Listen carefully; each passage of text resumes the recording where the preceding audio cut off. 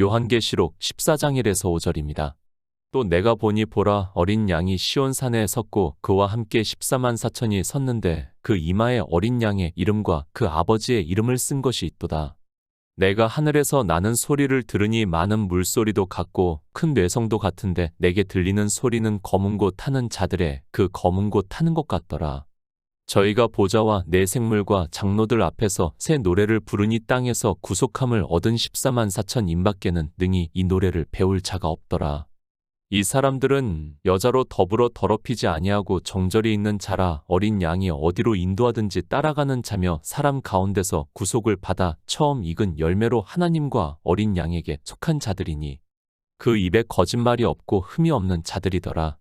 요한계시록입니다. 사도 요한에게 보여주신 환상이라는 것은 다 알고 있습니다. 그러나 이 환상에 대해서 바로 푸는 사람이 거의 없습니다. 창조하신 일에 대해서 사도 요한에게 환상으로 보여주시고 있는 말씀이고 우리가 알아들을 수 있는 언어로 기록이 되었습니다. 성도의 핍박입니다.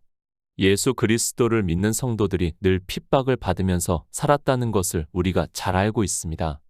처음에는 로마라는 국가와 유대교에 의해서 핍박을 받았고 그 후에는 이방의 종교가 세워지면서 그 종교의 교리에 의해서 핍박을 받았다는 것을 알고 있습니다. 13장입니다. 두 짐승에 대해서 말씀을 하고 있습니다. 이 짐승에 대한 말씀도 신학자들이라고 하는 사람들은 각각 성경을 억지로 풀고 있는 것을 볼 수 있고 심지어는 이 요한계시록의 비밀을 안다고 하면서 종말론으로 사람들을 미혹하고 있는 것을 볼 수 있습니다. 왜 사람들이 그들의 말에 그렇게 쉽게 미혹이 되는가 하면 진리의 성령을 받지 못했기 때문이라고 할 수 있습니다. 인생입니다. 우리는 아무리 지혜가 있는 자라고 해도 이 짐승에 대해서 분별할 수 있는 지혜가 없다는 것을 말씀을 하고 있습니다. 그런 인생들이기 때문에 세상이 어지럽고 또 전쟁이나 기아 등이 심해지면 종말론 자들은 늘 일어나고 있고 그들은 이 요한계시록을 가지고 이야기를 하면서 마치 자기만이 바로 성경을 바로 해석하고 있고 또 자기들의 종파에 들어와야 종말의 환난을 피할 수 있는 것과 같이 말을 하고 있습니다. 어쩔 수 없습니다. 인생은 거짓 선지자의 말을 듣게 되면 그대로 따라가게 되어 있다는 것을 알아야 합니다. 종말론자를 피한다고 해서 거짓 선지자를 피할 수 있는 것이 아니라는 것을 알고 있어야 하지만 사람들은 그런 종파를 보고 그곳을 피한 것으로 마치 거짓 선지자를 피한 것으로 생각을 하고 있습니다. 주님께서 말씀합니다. 마태복음에서 거짓 선지자들을 삼가라 양의 옷을 입고 너희에게 나아오나 속에는 노략질하는 일이라고 말씀을 하고 있습니다. 늘 말씀을 하고 있지만 이 말씀을 보면서 사람들은 동화를 떠올리고 있고 양의 탈을 쓰고 있는 늑대를 생각을 하면서 자기들이 분별할 수 있는 것으로 생각을 하고 있습니다. 주님의 말씀입니다. 우리 인생이 분별할 수 있다는 말씀입니까? 그렇지 않다는 말씀을 하고 있습니까? 그날에 많은 사람이 나더러 이르되 주여 주여 우리가 주의 이름으로 선지자 노릇하며 주의 이름으로 귀신을 쫓아내며 주의 이름으로 많은 권능을 행치 아니하였나이까 하리니 그때에 내가 저희에게 밝히 말하되 내가 너희를 도무지 알지 못하니 불법을 행하는 자들아 내게서 떠나가라고 말씀을 하고 있습니다. 분별하지 못한다는 말씀입니다. 분명히 주님께서는 거짓 선지자를 삼가라고 말씀을 하고 있지만 그날에 그러니까 주님께서 다시 오시는 날에 사람들이 다 예수 그리스도를 믿었다고 주장을 하고 있지만 주님께서는 내가 너희를 도무지 알지 못하니 불법을 행하는 자들아 내게서 떠나가라고 말씀을 하고 있습니다. 이 말씀 그대로입니다. 주님께서 말씀을 하시면 그런 것으로 받아들이시기 바랍니다. 나는 아니라고 나는 거짓 선지자에게 속지 않고 있다고 하는 사람은 주님의 말씀을 무시를 하는 자라는 것을 알아야 합니다. 종교 안에서 예수 그리스도를 믿는다고 하는 거의 대부분의 사람들이 이렇게 되기 때문에 주님께서 말씀을 하고 있는데도 사람들은 자기가 지혜롭다고 생각을 하고 있습니다. 성령을 구하시기 바랍니다.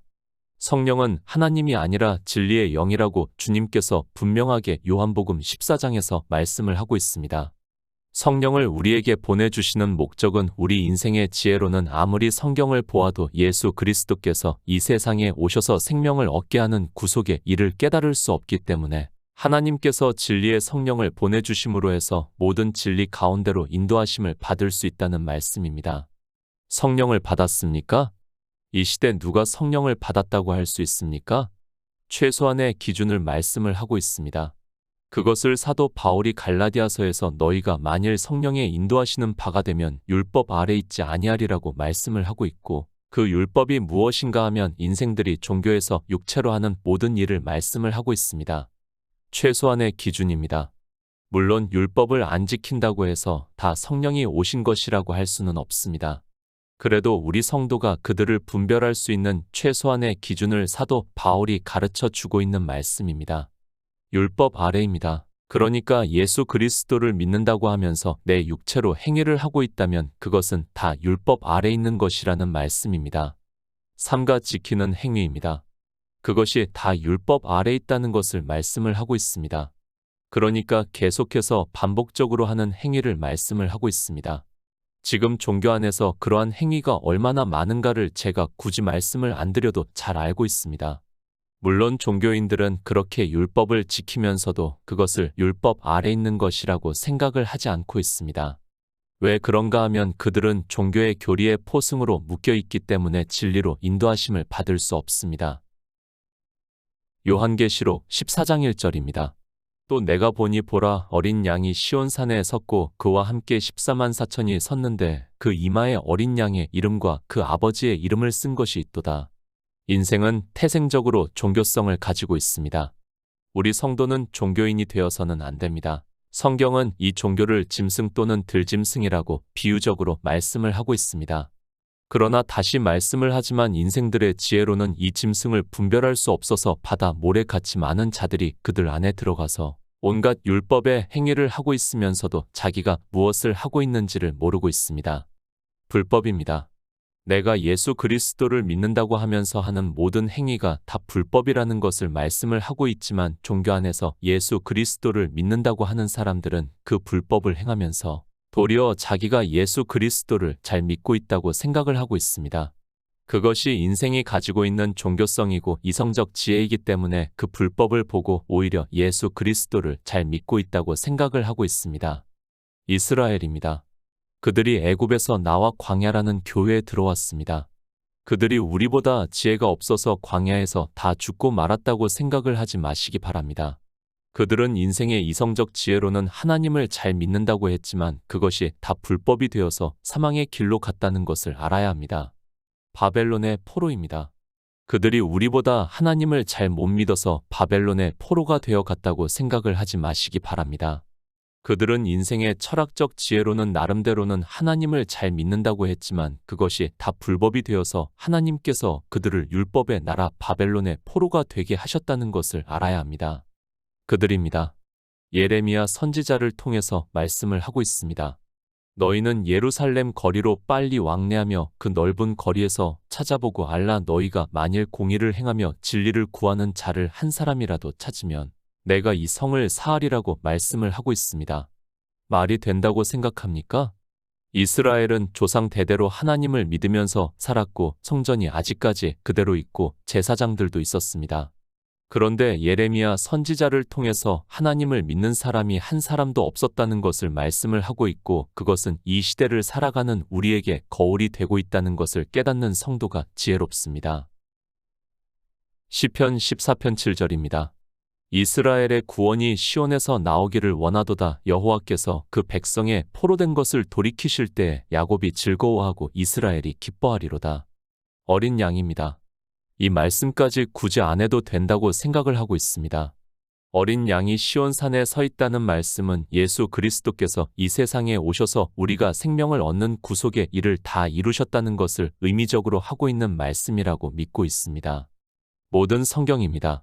예수 그리스도께서 이 세상에 오셔서 우리를 구원하시는 구속의 일에 대해서 말씀을 하고 있습니다. 이스라엘이 구원을 받는 것을 이성적으로 표현하는 것이 바로 시온이라는 단어입니다. 물론 실제적인 지명을 뜻하기도 하지만 실제적인 지명보다는 의미적인 지명이라고 하는 것이 더 맞는다고 저는 믿고 있습니다. 시온입니다. 보호받는, 양지바른, 성, 요새 등의 뜻이 있는 것으로 알고 있습니다. 다시 말씀을 하지만 이스라엘에게 있어서는 분명한 지명이 있습니다. 다윗이 시온 산성을 빼앗았다는 말씀도 성경에 기록이 되어 있습니다. 그러나 시온산은 의미적으로 받아들여야지 그것을 실제 지명으로 받아들여서는 성경이 풀리지가 않는다고 생각을 하고 있습니다. 하나님을 믿습니까? 다윗의 시편에서 어떻게 말씀을 하고 있습니까? 그들이 종교가 되어 있다는 것을 말씀을 하고 있습니다.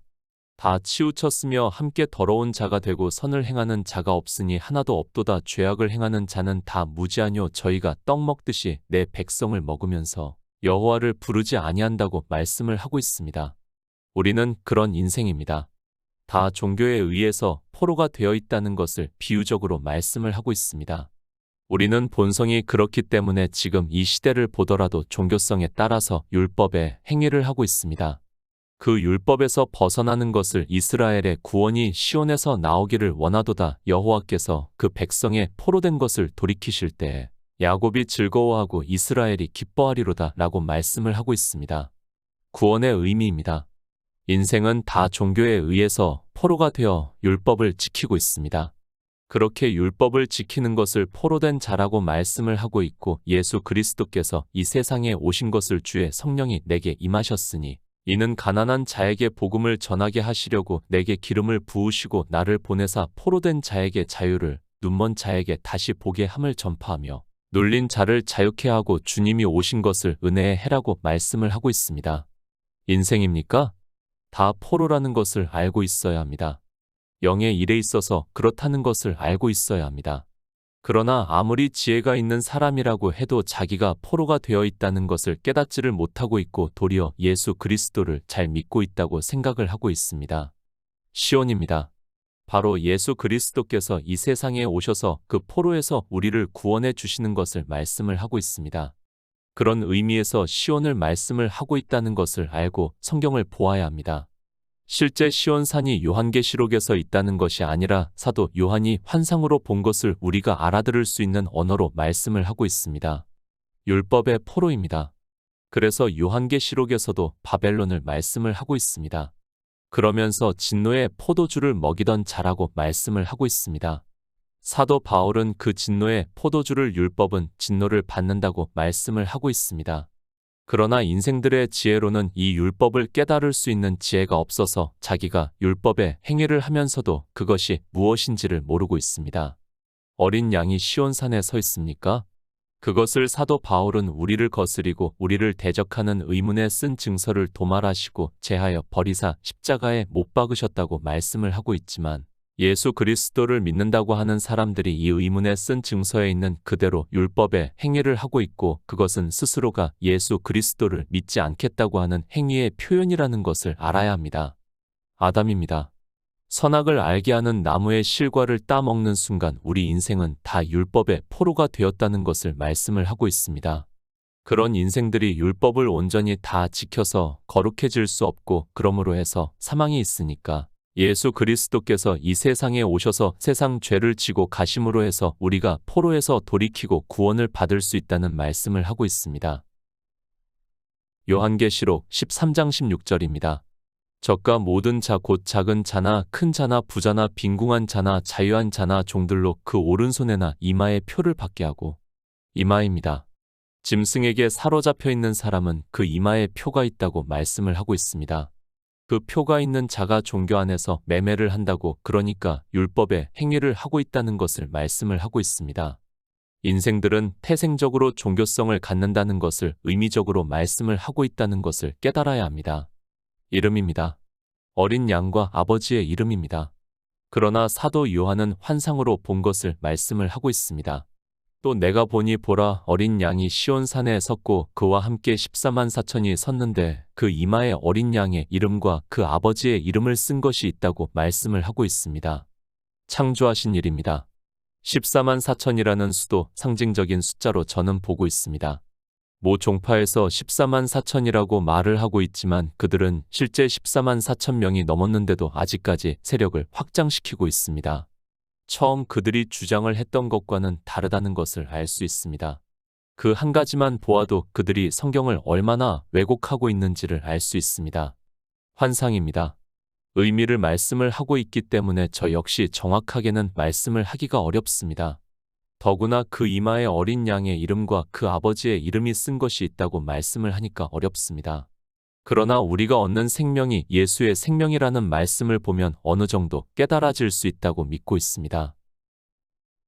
요한계시록 14장 2절입니다. 내가 하늘에서 나는 소리를 들으니 많은 물소리도 같고 큰 뇌성도 같은데 내게 들리는 소리는 검은 고 타는 자들의 그 검은 고 타는 것 같더라. 시편 29장 3절입니다. 여호와의 소리가 물 위에 있도다. 영광의 하나님이 뇌성을 발하시니 여호와는 많은 물 위에 계시도다. 시편 29편입니다. 너희 권능 있는 자들아 영광과 능력을 여호와께 돌리고 돌릴지어다. 여호와의 이름에 합당한 영광을 돌리며 거룩한 옷을 입고 여호와께 경배할지어다. 여호와의 소리가 물 위에 있도다. 영광의 하나님이 뇌성을 발하시니 여호와는 많은 물 위에 계시도다 라고 말씀을 하고 있습니다. 사도 요한이 본 환상입니다. 사실 시편 29편 말씀과 거의 같다고 보면 맞습니다. 그 의미를 시편에서 말씀을 하고 있습니다. 거룩한 옷을 입고 여호와께 경배할지어다. 여호와의 소리가 물 위에 있다고 말씀을 하고 있고 이 거룩한 옷은 우리가 예수의 생명을 얻는 것을 비유적으로 말씀을 하고 있습니다. 많은 물입니다.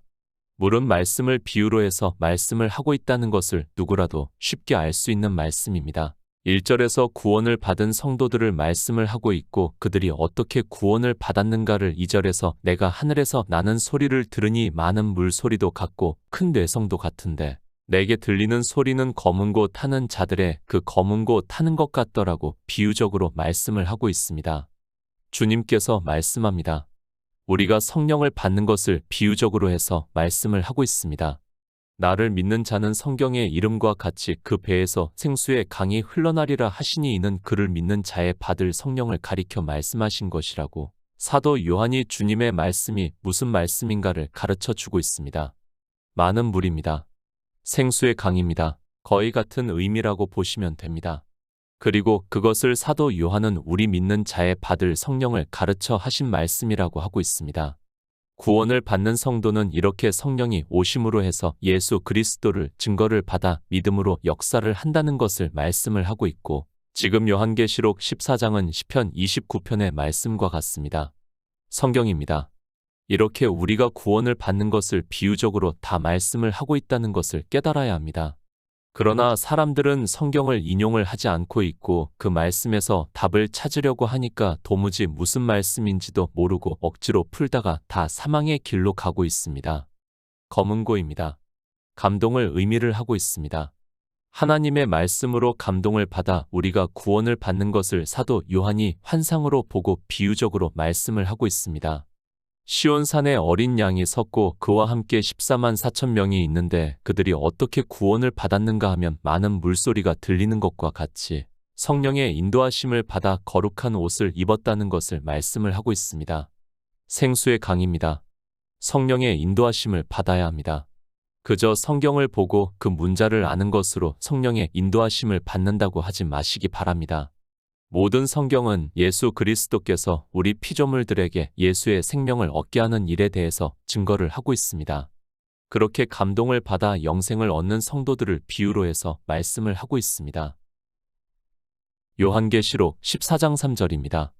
저희가 보좌와 내 생물과 장로들 앞에서 새 노래를 부르니 땅에서 구속함을 얻은 14만 4천 인밖에는 능히 이 노래를 배울 자가 없더라. 시편 98편 1절입니다. 새 노래로 여호와께 찬송하라 대저 기이한 일을 행하사 그 오른손과 거룩한 팔로 자기를 위하여 구원을 베푸셨도다. 새 노래입니다. 이방의 종교는 참 노래를 많이 만들고 있고 그것을 찬송가라고 하면서 하나님을 찬송하면서 부르고 있습니다. 정말 그것을 다 배워서 노래를 부른다는 것이 쉽지가 않습니다. 아니, 그 노래를 배우느라 성경에서 예수 그리스도를 증거를 받을 생각도 하지 않고 그런 그들이 예수 그리스도를 믿는다고 말을 하고 있습니다. 종교 아닙니다. 그 안에서 평생 찬송가를 부른다고 해서 그가 구원을 받을 수 있습니까? 새 노래라고 말씀을 하니까 사람들은 늘 새로운 노래를 만들어내고 있고 그것을 부르고 있는 것이 종교입니다. 지금 사도 요한이 그리고 시편의 말씀이 종교 안에서 부르고 있는 노래를 말씀을 하고 있는가를 지혜가 있는 성도라면 하나님께 구해야 한다고 믿고 있습니다. 새 노래입니다. 시편에서 말씀을 하고 있습니다. 새 노래로 여호와께 찬송하라 대저 기이한 일을 행하사 그 오른손과 거룩한 팔로 자기를 위하여 구원을 베푸셨도다. 여호와께서 그 구원을 알게 하시며 그 의를 열방의 목전에 명백히 나타내셨도다. 저가 이스라엘 집에 향하신 인자와 성실을 기억하셨으므로 땅의 모든 끝이 우리 하나님의 구원을 보았다고 말씀을 하고 있습니다. 노래가 무엇입니까? 지금 이 시대 종교 안에서 부르고 있는 것을 지금 시편에서 그리고 요한계시록에서 말씀을 하고 있습니까? 그것이 아니라 우리가 영생을 얻는 일을 말씀을 하고 있습니다. 대저 기이한 일을 행하사 그 오른손과 거룩한 팔로 자기를 위하여 구원을 베푸셨다고 말씀을 하고 있습니다. 기이한 일입니다. 주님께서 이 세상에 오신 목적은 양들로 생명을 얻게 하고 더 풍성히 얻게 하기 위해서라고 말씀을 하고 있습니다. 그러니까 우리가 예수의 생명으로 거듭나는 일을 기이한 일이라고 말씀을 하고 있고, 그래서 주님께서 니고데모에게 거듭나라고 말씀을 하니까 어찌 그러한 일이 있을 수 있느냐고 말을 하고 있습니다. 사도 베드로입니다. 오직 너희는 택하신 족속이여 왕같은 제사장들이여 거룩한 나라여 그의 소유된 백성이니 이는 너희를 어두운 데서 불러내어 그의 기이한 빛에 들어가게 하신 자의 아름다운 덕을 선전하게 하려 하심이라고 말씀을 하고 있고, 이 빛에 대해서 주님께서는 내가 생명의 빛이라고 말씀을 하고 있습니다. 우리 성도는 이 빛의 비춤을 받아 예수의 생명을 얻었고 이 일을 기이하다고 말씀을 하고 있습니다. 그런데 모릅니다. 이 생명에 대해서 모르고 있습니다. 그런 그들이 종교 안에서 온갖 노래를 만들어서 부르고 있습니다.